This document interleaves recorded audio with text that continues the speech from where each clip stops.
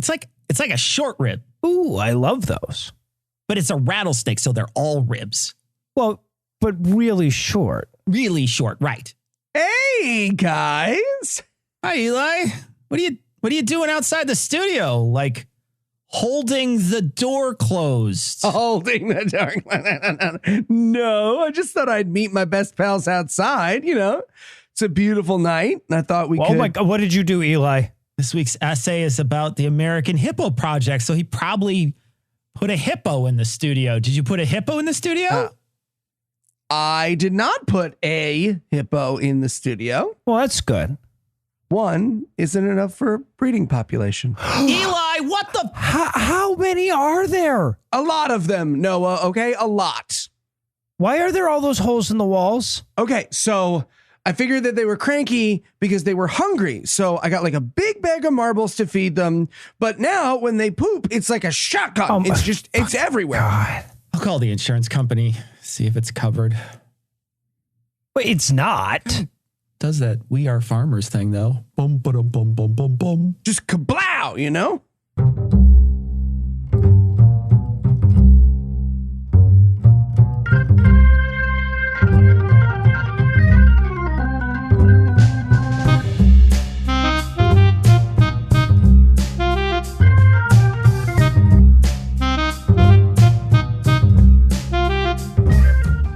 And welcome to Citation Needed, the podcast where we choose a subject, read a single article about it on Wikipedia, and pretend we're experts, because this is the internet, and that's how it works now.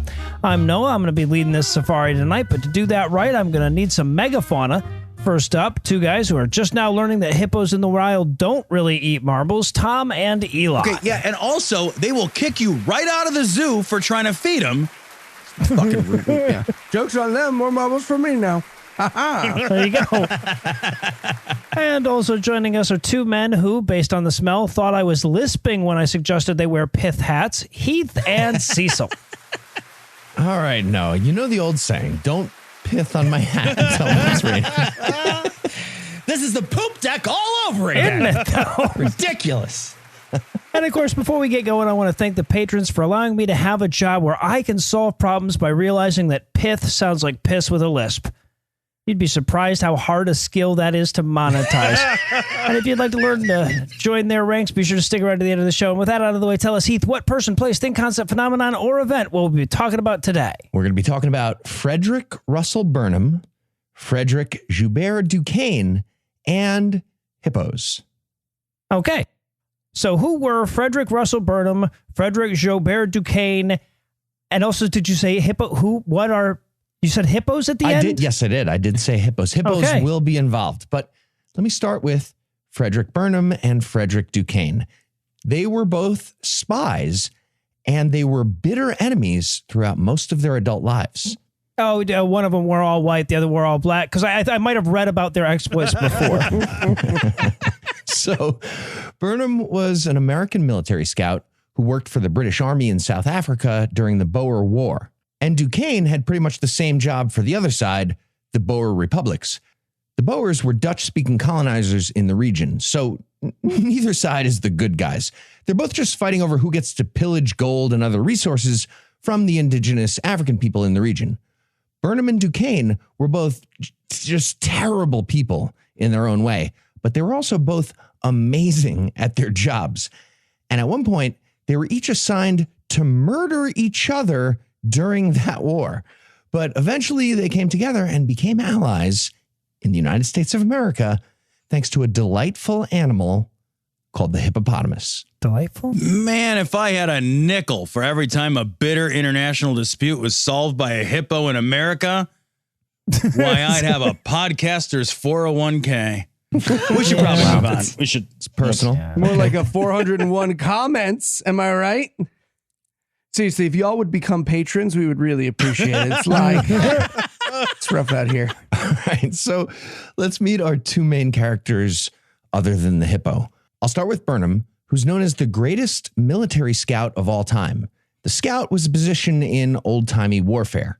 They were spies who would sneak into enemy territory by blending into the natural surroundings. Okay, I can't help but picture like a British guy with a pipe hanging out of his mouth, but dressed like a fire hydrant downtown, just whistling and walking casually. Okay. Well, Burnham was freakishly good at this. According to journalist Richard Harding Davis, who covered Burnham's military career, quote, Burnham has trained himself to endure the most appalling fatigues, hunger, thirst, and wounds, has subdued the brain to infinite patience, has learned to force every nerve in his body to absolute obedience, to still even the beating of his heart. He reads the face of nature as you read your morning paper, end quote. While pooping? I don't Sometimes. Well, and I mean, like, everybody can technically stop their heart. It's starting it again afterwards that's impressive, right? That's the trick.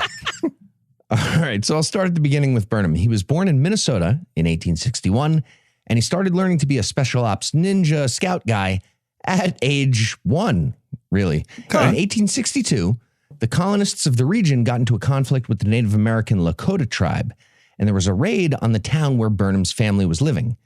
Frederick's dad was gone, and his mom saw a band of Lakota coming toward their house, so she decided to flee into the woods. But she wouldn't be able to run away fast enough while carrying a baby, so she hid Frederick under a big pile of corn, hoping it would save him from a fire if the house got burned down. And that's exactly what happened. When she came back the next morning, the cabin was burned down, but Frederick was fine, having stayed completely silent and still for the entire thing. And later in life, Frederick would write, I had faithfully carried out my first orders of silent obedience. Okay, all right. I am sure that there is a non-popcorn related reason that corn would protect him from the fire. I'm damned if I can figure out what it was, though. No, I think it's the popcorn thing. I feel like I have to point out that maybe mom could have run just fine carrying the baby. Because, like, she either had timed her mile time with and without baby to really know this ahead of time, or she ran a handful of steps and thought, fuck this baby, and chucked him in the compost. That's Yep. Had to come up with an explanation later. Well, as she said, you see, I timed my miles. Okay, well, it worked. Frederick lived. Then at age 14, while living in Iowa, Still technically one big corn pile, too, by the way. yeah, that's Never made it back. So at age 14, Burnham ran away from home, stole a canoe, and rode down the Mississippi. Eventually, he got to Texas, where he met an old scout guy who taught him all the ways of the craft. And eventually, Burnham could snatch a compass from his hand and the whole thing.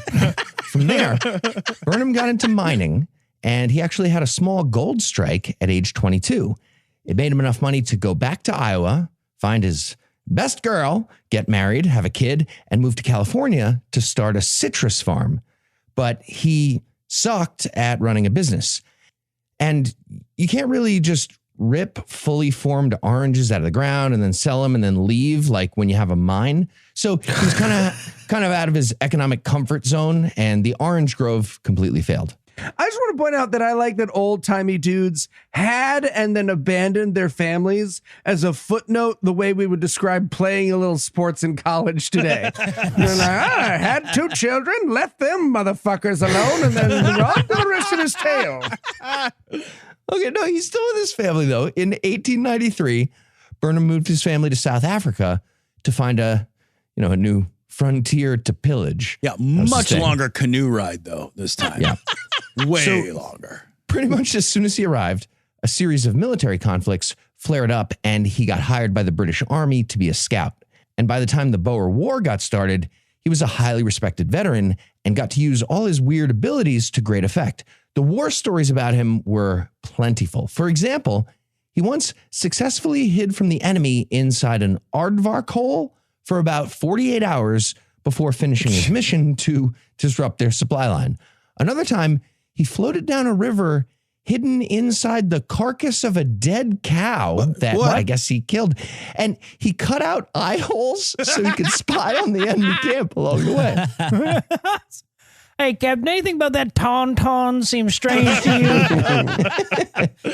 Seems like a lot of work to waterproof a cow carcass to get a river's current's floating time worth of surveillance out of this. Yeah, right.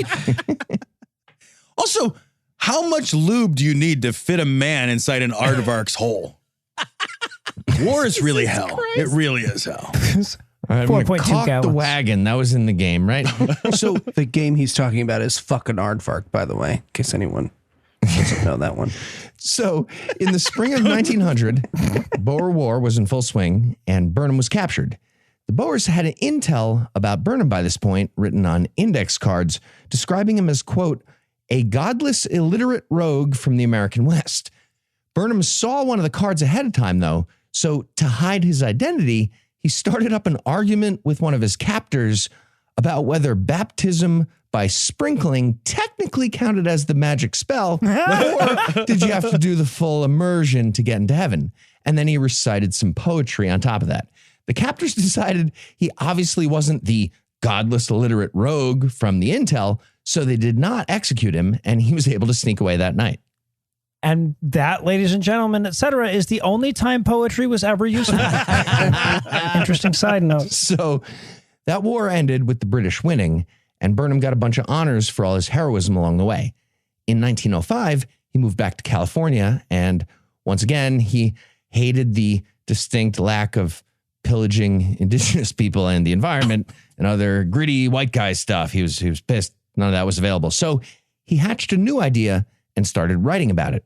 In 1906, he published an article describing his plan to start importing large exotic animals from Africa to the American Southwest and turn the American Southwest back into a big hunting ground like it used to be. He's got a pillaging-based vision board with one huge hippo at the center of it. What if it is I and not the hippo who hungers? All right. That brings us to our other main human character, Frederick Duquesne. Frederick Duquesne is the worst. Burnham sucks. Burnham was definitely an asshole white guy, but Duquesne was all that stuff. Plus, he's going to be a literal Nazi. We'll get to it. You hate to but see let me it. start at the beginning. Duquesne was born in Cape Colony, now South Africa, and his parents were part of the Boer community. A big part of their diet was hippo meat, and as a young boy, he was in charge of selling the hippo fat to soap makers. Wait, okay, hold on. Was that a hard job or an easy job? Like, was he in competition with the other kids selling their baskets of hippo fat? Were they hawking the fat like carnival barkers? Or they have like trench coats full of pockets of greasy hippo fat? I need a lot more hippo fat selling detail here, Heath. I feel like it's a hard to like you can't afford not to buy this hippo fat. Seems like a hard sell to me. Fat here. I got hippo fat here. Hippo fat. Yeah. Now Whatever, the it words works. become meaningless. Now it's meaningless. hippo fat, hippo fat, hippo. I don't know what it means anymore. So, as a teenager, he got sent to a military school in Belgium. Hippo fat. And then in 1899, his father called him back to South Africa to fight in the Boer War. And by the time he got home, his father had been killed by the British forces, and they had sent the rest of his family to really shitty labor camps. So Duquesne became, at that moment, a murder robot with a blood feud against England and any of their allies. And most of that was spent tracking around the woods, hiding himself in the mud like Hunger Games and trying to murder the legendary scout Frederick Burnham, who was probably just hiding in the next mud pit over, waiting to murder Duquesne in the exact same way. This went on for about 2 years, but they were both way too good at the mud hiding stuff, so neither one got killed. Just two cow carcasses floating down the river with eye slits staring directly at each other. That probably happened. Third-party observers like, guys, it doesn't work if you both lie in wait for the other guy. That's nothing. Now it's nothing. It's nothing now. So near the end of that conflict, Now you're after both the Boer fucking an side aardvark. was- That's not even part of the game. You're both fucking an aardvark. So near the end of that conflict, after the Boer side was almost completely wiped out, Duquesne got captured by the British and sent to a prison camp in Bermuda. But he managed to escape by tapping out a plan in Morse code to the other prisoners who were going to help with the escape. From there, he made it to the port town of Hamilton, and he became the pimp for a sex worker named Vera. I'm not sure how you just do that, but he just did that. Well, what he did is he snuck up on her wearing her old pimp's hollowed out skin. Yep, that'll do it. With eye holes. Why didn't you just put those where the eyes were, man? That's so fucking weird of you. Here's the thing, though. He wasn't interested in the field of sex work. The plan was to use Vera to get information about her clients so he could get off the island. And pretty soon that worked. One client was a crew member on a yacht about to sail to Baltimore. So while Vera was doing her thing, Duquesne stole that guy's uniform, snuck onto the yacht, and made it to America. I think if your stowaway plan uses sex trafficking as a means, you're a weird problem solver. Thank you. Thank you. There are far more direct ways to answer the question, which of these people works on a boat? I think. Somehow that worked. Yeah. That plan relies on, I hope she fucks somebody useful to my plan at some point. Right? Yes.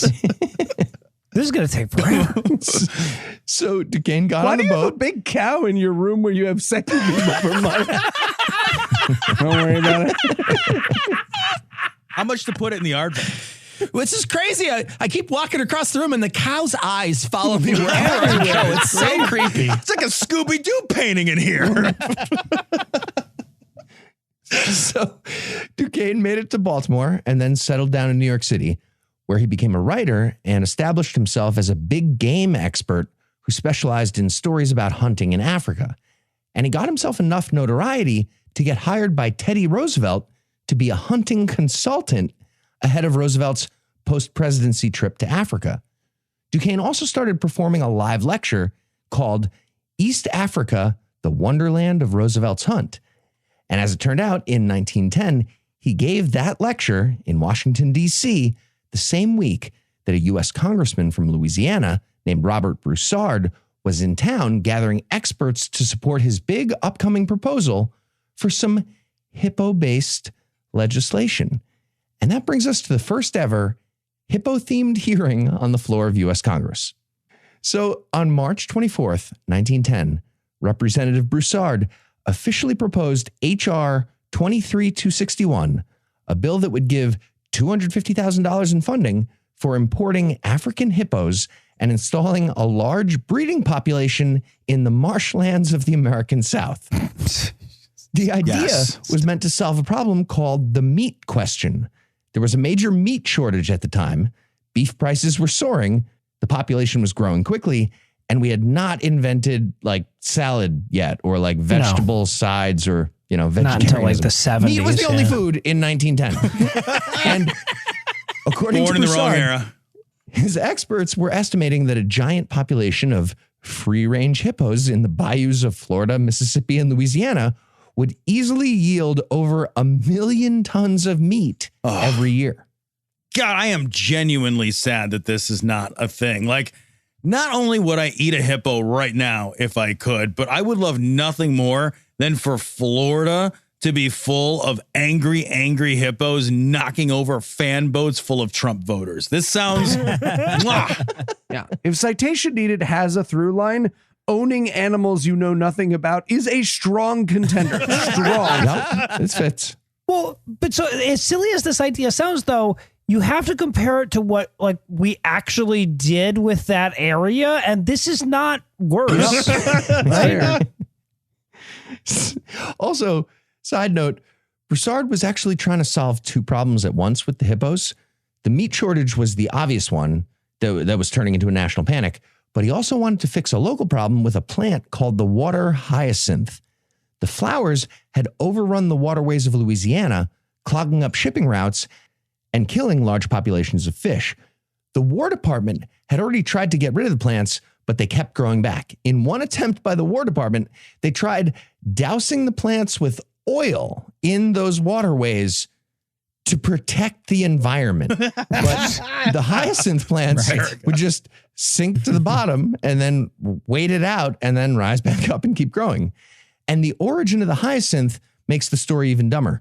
They were imported from a completely different habitat in Japan, and they multiplied way too rapidly, leading to an extremely problematic imbalance in the ecosystem. And the proposed solution was to import hippos from a completely different habitat, get them to multiply rapidly, and have the hippos eat all the hyacinth plants, thereby fixing the imbalance in the ecosystem. End of consequences. We're done talking. All right, well, I'm pretty sure that inquiring about their viability and health in that environment would constitute a hippo violation. So instead, we'll pause for a little apropos of nothing.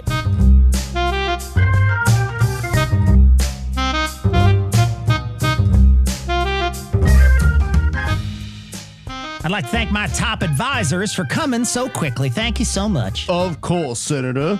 Yes, anything we can do to help, sir. We need a few legislative ideas for this next season. Absolutely, sir. How about tax cuts for the middle and lower classes and tax increases on the wealthy? Or perhaps comprehensive immigration reform. That sounds pretty boring to me. Reproductive rights for Take all, religion out of perhaps? government. Possibly. I was thinking bigger. How about we submit a bill to get funding to import packs of tigers to patrol the streets of our most dangerous cities to help out with the police shortages? Sir, tigers don't live in packs. Tribes, whatever they're called. I'm not an entomologist. But sir, tigers won't be able to tell the difference between criminals and citizens. They'll just attack people indiscriminately. How exactly is that different from regular police officers? Fair point, sir, but I just don't think this is going to work. Okay, all right, different idea. How about we're dealing with the worker shortage during the winter and we import polar bears to eat all the snow up here? Polar bears don't eat snow, sir. Well, then how are they white? I have no idea how to answer that, sir. If I may, perhaps we can discuss the teacher shortage, right? Maybe we open up the discussion on how to cope with that, right? Pretty easy solutions. Yes, exactly. Teachers have been leaving the profession in droves since COVID, and there's pay cuts. Perhaps we invest in education. Well, we ease the requirements. Maybe we waive the student teaching hours. I like how you think. I once saw a commercial with an owl that had glasses and a graduation cap. How about we import owls as teachers?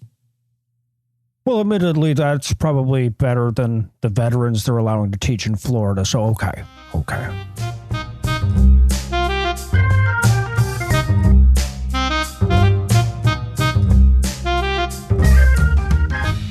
And we're back on the front half of that essay. Heath teased us with hippos and then expected us to give a shit about literally anything else for the last 15 minutes.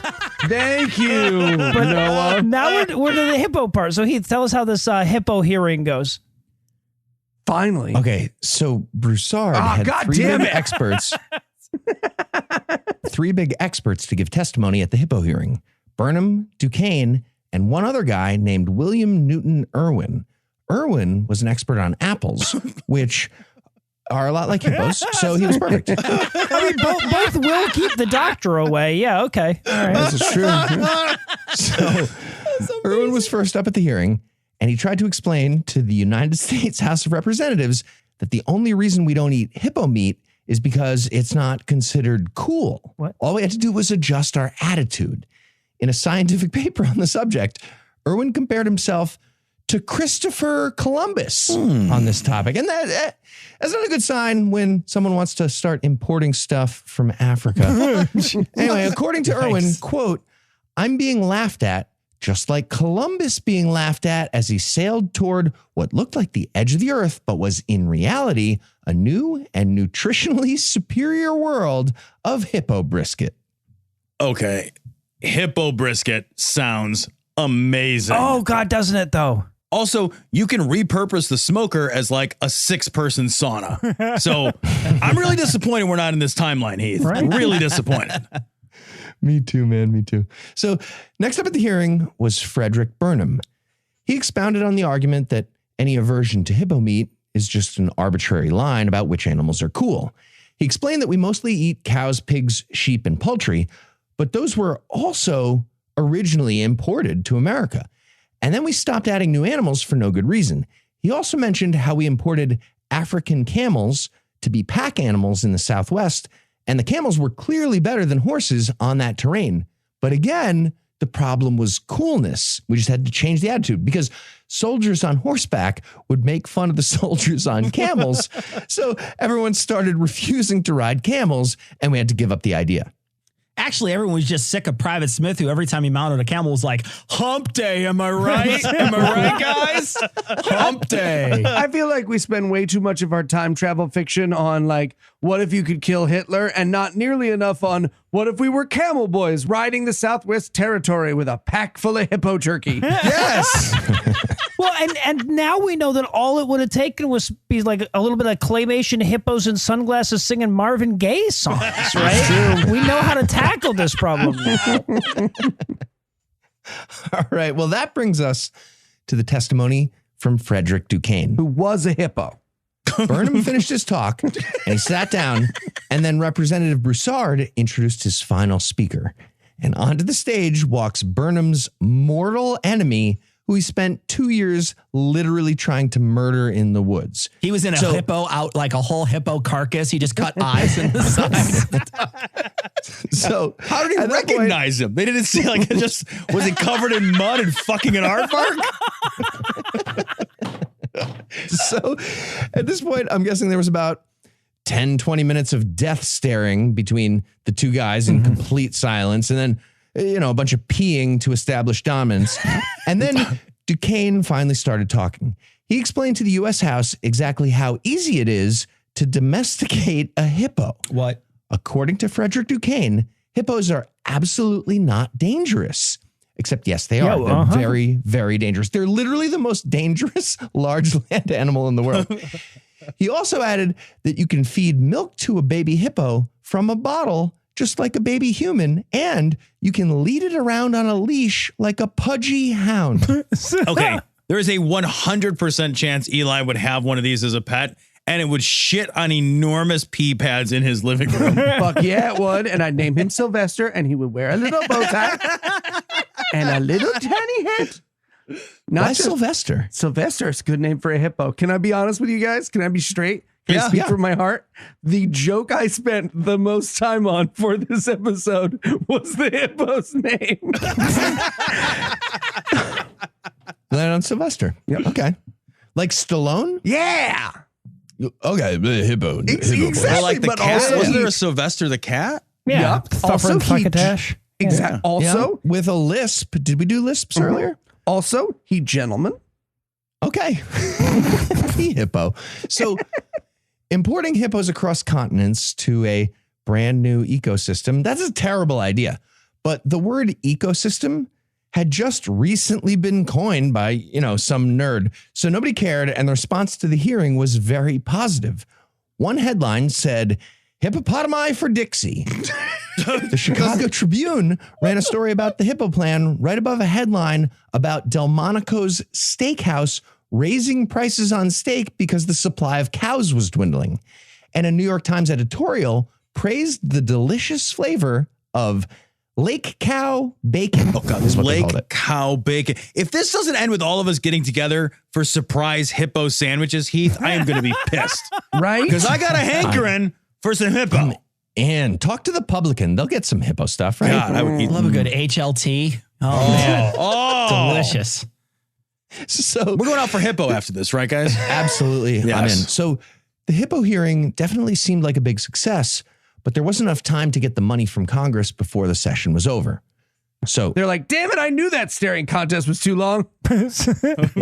So Broussard, Burnham, and Duquesne set up a group called the New Food Supply Society to lobby for the plan in the next session.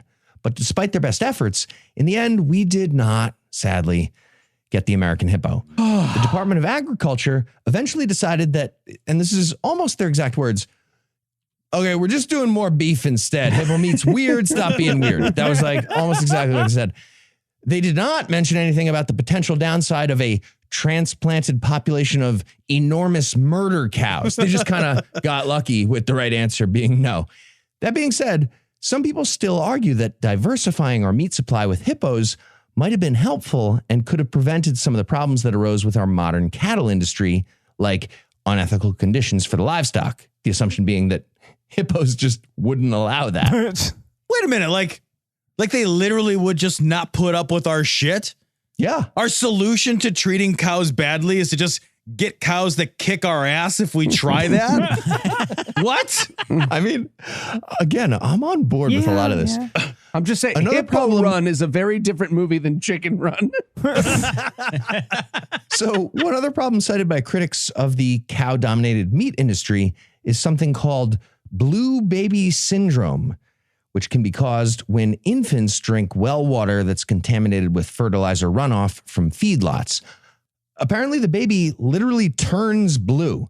Now, I'm not sure if hippos are the best way to prevent dead children, but that's the theory. I feel like they might need feedlots too. I just look.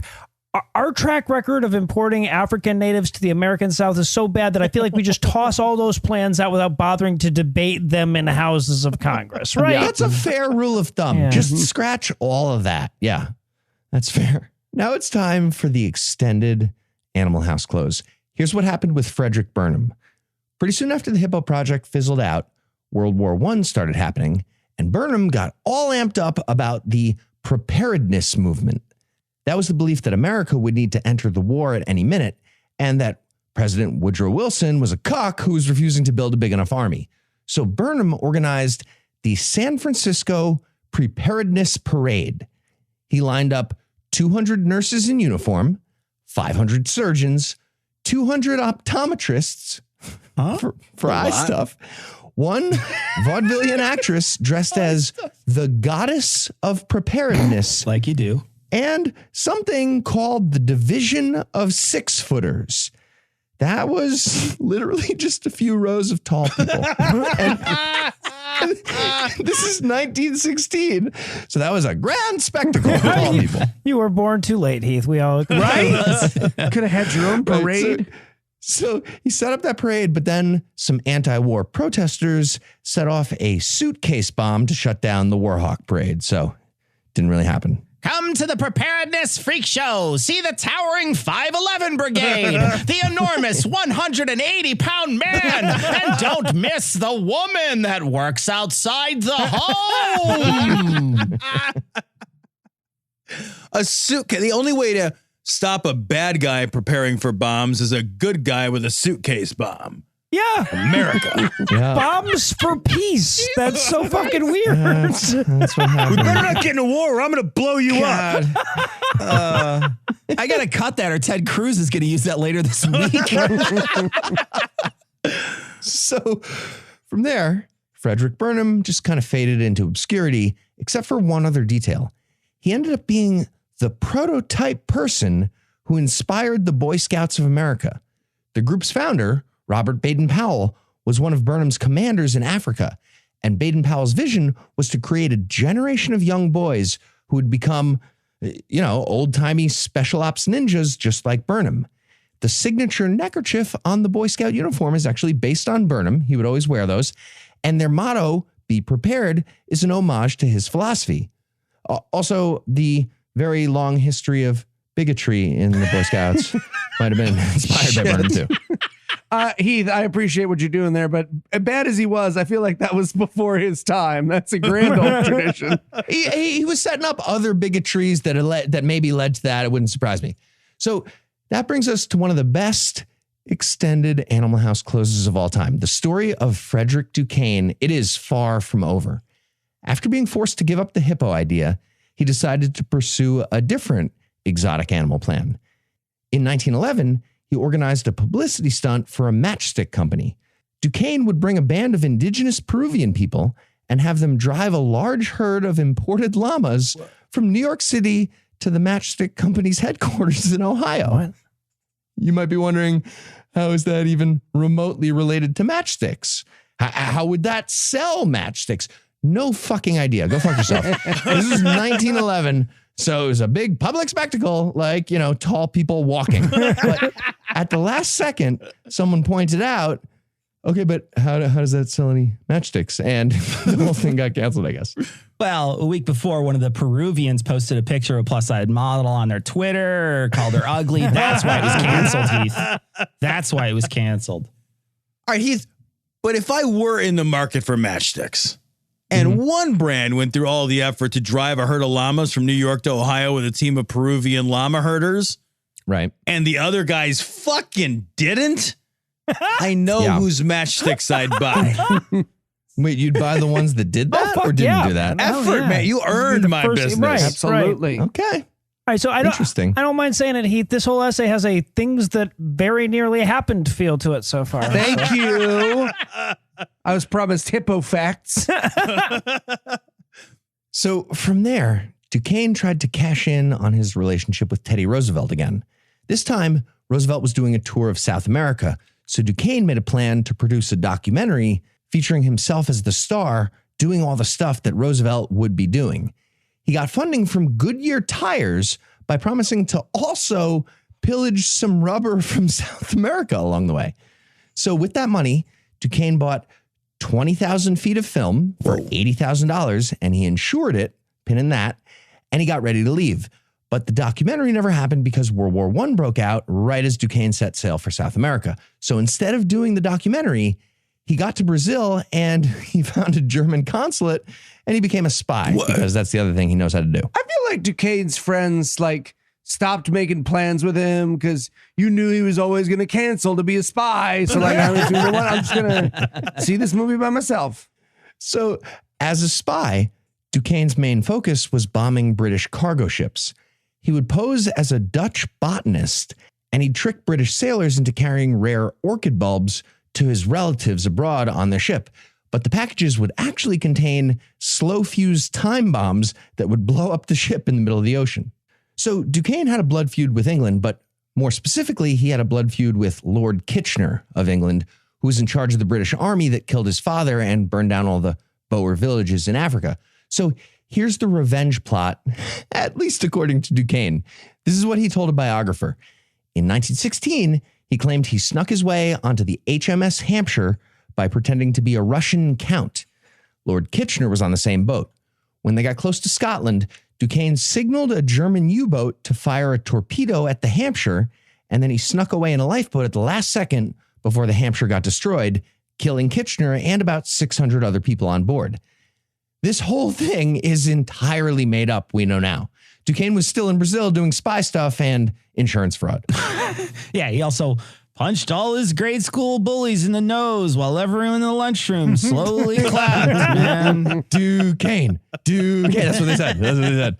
Legitimate name. Also, in his own revenge fantasy, he murders 600 innocent people. Right? Sure does. Like this is if you're lying about it, can't you make up a story where you aren't an indiscriminate mass murderer? When you're a literal Nazi, Tom? No. Yeah. Okay, all right. Yeah, it's kind of the opposite. Fair point. It's kinda the opposite All right. in that case. Asked and get answered. to it. So here's the insurance fraud plan. While still in Brazil, Duquesne packed his $80,000 worth of unused film into a trunk and put it on a British ship headed to New York. And he set up another time bomb to sink the ship and collect the insurance money. But then a co-conspirator got caught by British intelligence and eventually narked, so Duquesne was wanted for murder in the UK. And then right after that happened, just by complete chance, the New York Times got a wire from a source in Argentina that said Duquesne was dead. The wire said he was traveling through the frontier of Bolivia and got attacked by raiders and killed. But then, 2 weeks after that, the Times got another wire that said Duquesne was actually still alive after he had heroically fought off the Bolivian raiders and escaped. What actually happened was Frederick Duquesne very obviously sent both wires, but the New York Times was dumb at this point. Yep. It was later found that both of those wires came from Frederick Fredericks, one of his very clever aliases. So he decided to fake his own death to elude the British authorities, but then he decided, no, I'm going to be a fucking hero at the end of this. I'm still alive because I'm a hero. I'll figure it out later. And that's a true story, or my name isn't Tom Thomas. Yeah. It's because you got to imagine his dilemma was like, all right, he's laying there at night going, okay, it does get me out of an international murder charge, but also kind of makes me look like a sissy. I mean, Bolivian raiders, come on. Right. And so he went with like, okay, international murder charge, fine, but I'm going to fix this. Yeah. I'm alive still. Yep. So in 1917, Duquesne gave up on the spying operation in South America and went back to the U.S. to collect his insurance money. But pretty quickly, he got arrested by the NYPD for insurance fraud and put in jail. In order to escape jail, he spent the next 2 years pretending to be mentally ill. When that wasn't enough to get him a minimum security spot that was easy to escape, he started pretending to be suddenly paralyzed from the waist down, just out of nowhere that day. And of course, authorities were skeptical, so they tested him. The way they did that was by stabbing him in the legs and under his toenails with sharp objects. And somehow he never once winced or wriggled when they were doing that, so they believed him. I feel like we should have a non-stabbing based way to test for paralysis, Yeah, right? right? It seems like a lot could go wrong with that Maybe system. a tickle. Maybe we start with tickling. Tickling would be so much better. Yeah. Exactly. Thank you. The fake paralysis got him transferred from jail to Bellevue Hospital in Manhattan. At the hospital, he was still confined to a room with bars on the windows, though. But he managed to acquire a hacksaw blade at some point, and he spent the next 7 months slowly filing down the bars. During that time, he successfully faked being paraplegic for the entire medical staff. Successfully. But then, 4 days before he was going to be extradited to England and almost certainly executed, he escaped out the window. And with legs that were barely ever used for the last 7 months, he jumped across the gap to the next building, climbed down their brick wall to the ground, scaled a gate, and walked off down 27th Street in Manhattan, no problem. Then he got on a ferry to New Jersey and disappeared for a while.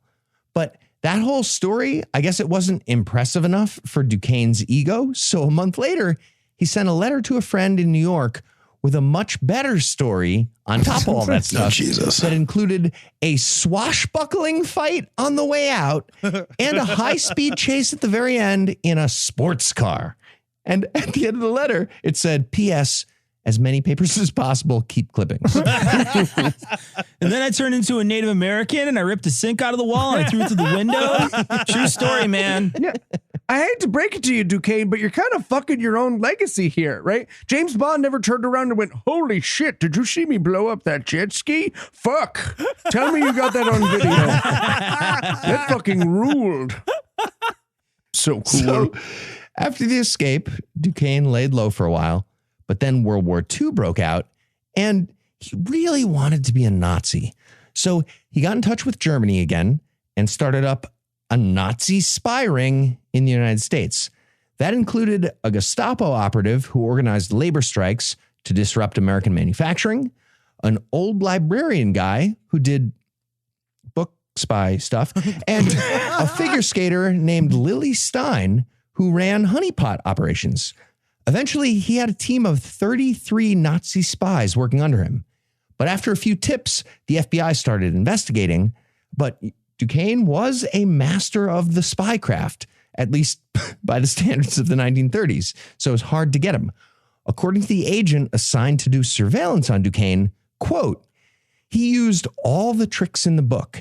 He'd take a local train, change to an express, change back to a local, go through a revolving door and keep going on right around, take an elevator up a floor, get off, walk back to the ground, and take off in a different entrance to the building.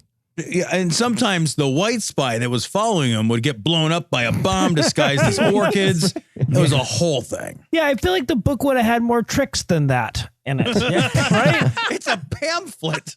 We're just waiting outside, man. You can go up. He's going around the revolving door again. Despite all those amazing Scooby-Doo Bugs Bunny spy moves and all the dive rolls behind pillars, whatever the fuck he was doing, the FBI finally arrested Duquesne in 1941, along with his spy ring. J. Edgar Hoover called it the greatest counter-espionage operation in U.S. history. Of course, that would get bumped way down that list when Hoover started going after the real enemies of America. Of course, I'm talking about communists and black people. Mm-hmm. But Duquesne was a big deal at the time. His FBI file called him, quote, excellent talker with captivating personality, inveterate liar, sexual pervert. And when I read that last part, I tried really hard to find any stories about the sex life of Frederick Duquesne. But very sadly, that was Probably just J. Edgar Hoover adding that to every file to make people look better. Right, yeah. It's like another guy who wears no women's underwear in his spare time. Degenerate. Degenerate. Mark that one down, too.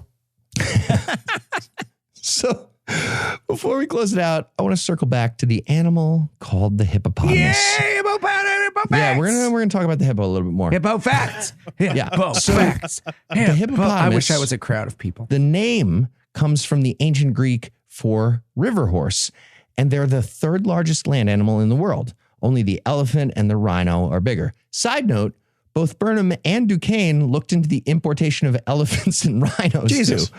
But the hippo was their favorite.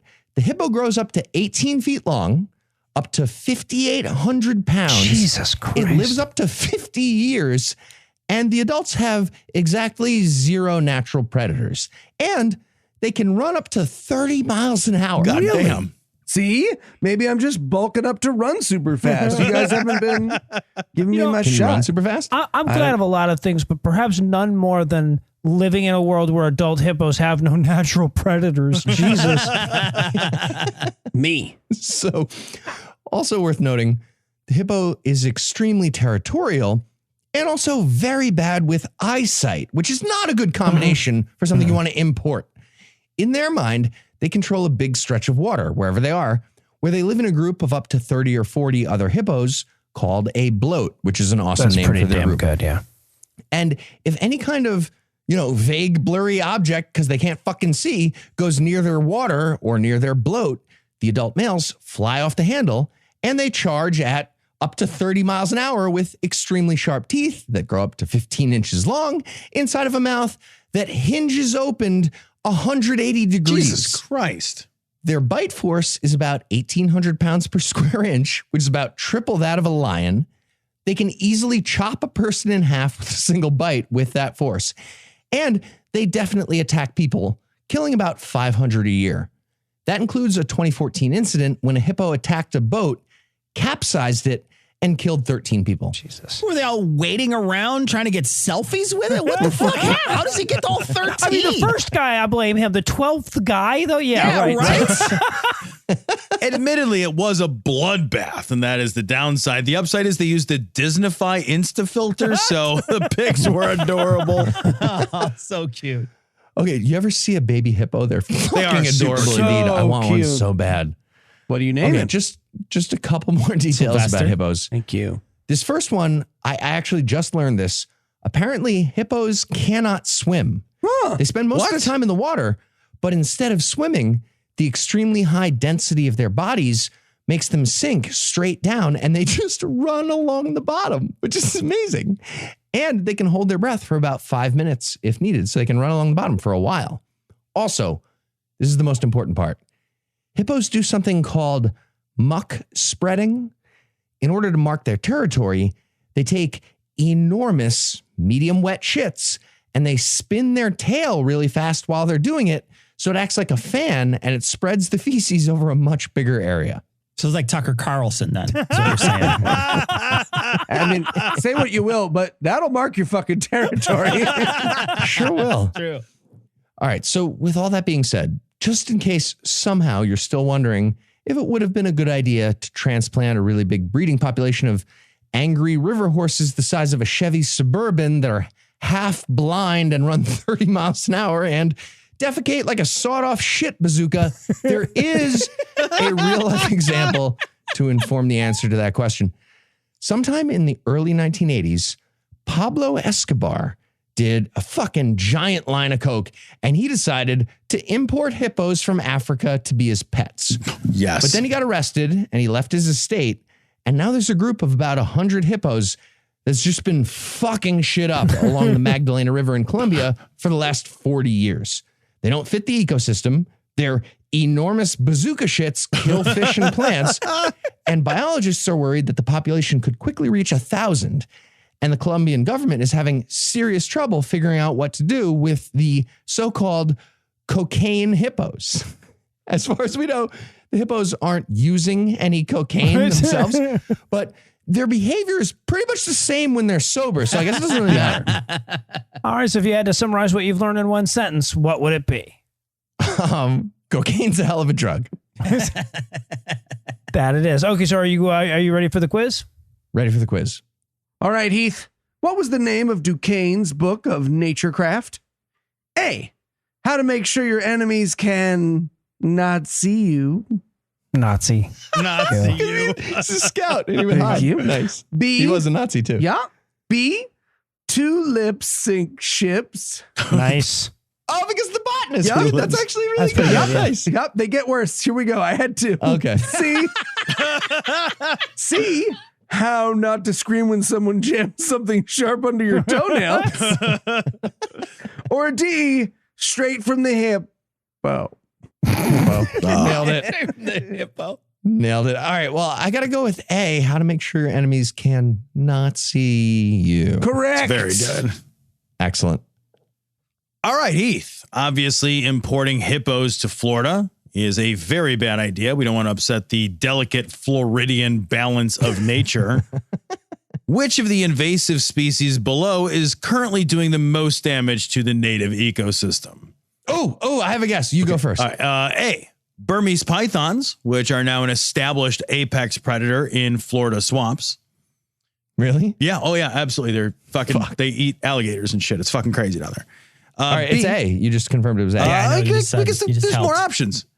Stop helping, Tom. The Silver Springs State Park in Florida is full of rhesus monkeys that have herpes. A little bit of a. Wait, is that true? That's Is also that actually it's also true. There's D, a E, lot all of the them. above. C, lionfish, which are covered in poisonous barbs and are flourishing among the coral reefs after someone forgot to find their Nemo. Or D, the Margaritaville retirement community in Daytona Beach. All right. I'm going to add E, Ron DeSantis, and then answer F, all of the above. How did you get that? It was two embedded secrets. God damn it. Oh, man. You're good at this. You're good Like at an this. escape room. Heath, you were talking about a parade being canceled earlier, and it got me thinking about Jordan Peterson. Sure, If naturally. you Yep. were an aquatic mammal, what would your screen name be on the Jordan Peterson Reddit? Okay. Specific. A, body shamu. B, mansplainity. C, Mansplainity. thoughter. Or D, Thought is Ant- excellent too. anti-censorship hippopotamus. I'm so torn between mansplainity and thotter. I'm going to say B and C. E, B and C. Oh, I'm sorry. It was anti-censorship hippopotamus. I'm sorry. Yeah, he's always very clever like that. Well, Cecil, I believe you won even before you started listing your answers just based on the question. All right. Well, Noah, why don't you write an essay next week? All right. Well, for Cecil, Tom, Eli, and Heath, I'm Noah. Thanking you for hanging out with us today. We'll be back next week, and by then, I'll be an expert on something else. Between now and then, you can hear more from us on one in every 14 podcasts that exist.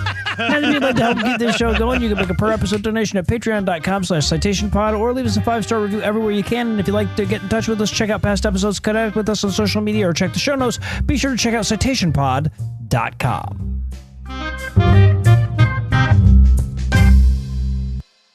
Yes, Johnson, come on in. You said there's others were concerned about something. What were you saying? Yes, sir. It appears that your solution to all our government problems are importing wild animals from the jungle.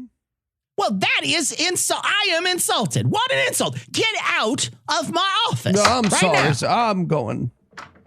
Secretary, take note to see that Johnson isn't up for a promotion anytime soon. or just throw your poop. That's good too. You could do that.